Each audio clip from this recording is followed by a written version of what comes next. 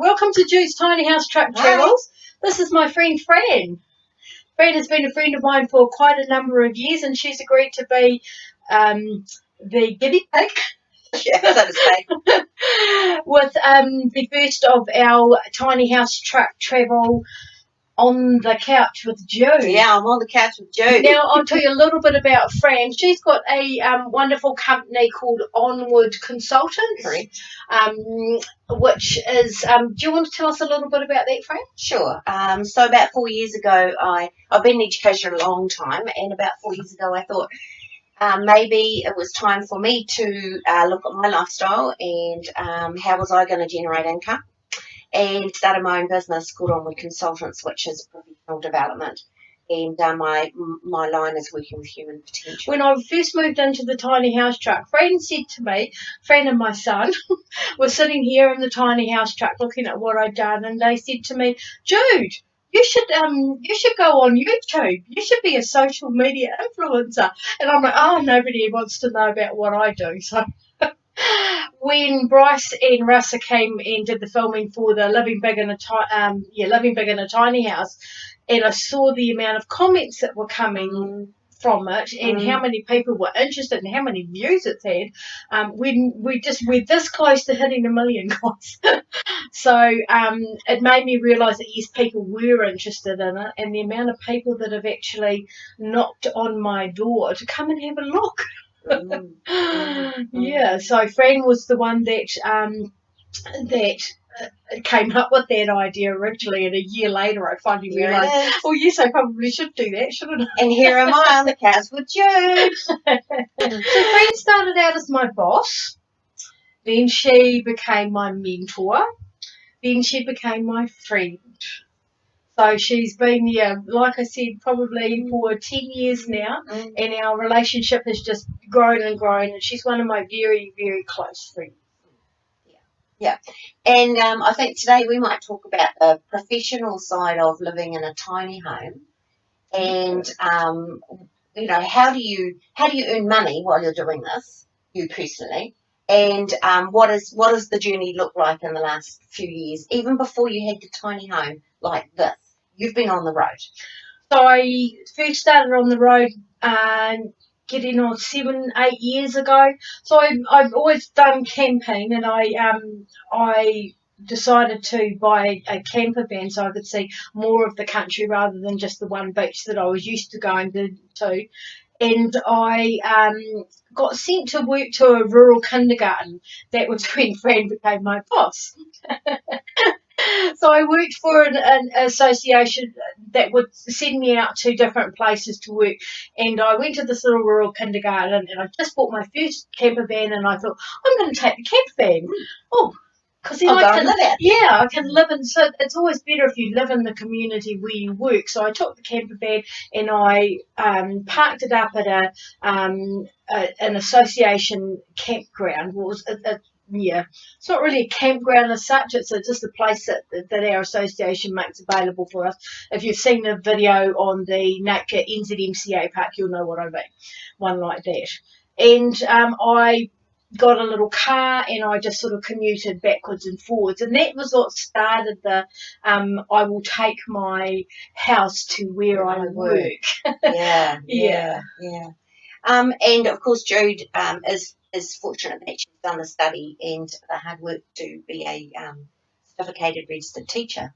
So that's, as we know, there's always an early childhood service or a primary school anywhere in New Zealand, and that suits this lifestyle, I think. It does a little bit, but in some ways it actually makes it hard because I move around into right around the countryside. It's quite hard to get work in centres where you don't have a link with somebody in the centre. Right. So I got lots of work around Hawke's Bay because Fran was very kind enough to find lots of work for me because, I knew it was coming up. So, yeah.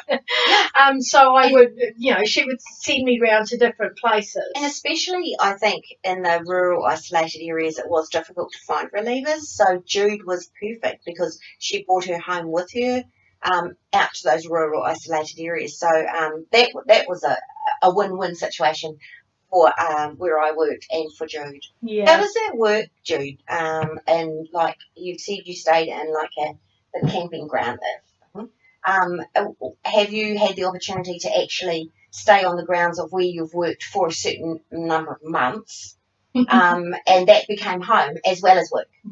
Fran's trying to lead into the fact that she's doing it very well, but she already knows the answer, of course. I do, but you don't. So last year I was building a tiny house and I needed to stick around Hawke's Bay, and another person that I had worked with in Wairoa offered me a job in a little rural community kindergarten, and she said, "Oh, Jude, you can park your..." I was in a camper van then. "You can park your camper van up," and so I ended up parked up right next to the kindergarten, so my commute was a minute. Basically, I would open my door, walk around the van, and I was in it at work. And that was it. That was actually a really cool period of my life because I only worked for 3 days a week, and so that it's about how far away is it from here? It's about 45-minute drive. Yeah, about 40, especially in a camper van that doesn't go very fast. 45-minute drive. So on a Tuesday after, so I worked Tuesday, Wednesday, Thursday, and then after that I would drive back to Hawke's Bay. And Friday I would go and see my builder and see what they'd done on the tiny house.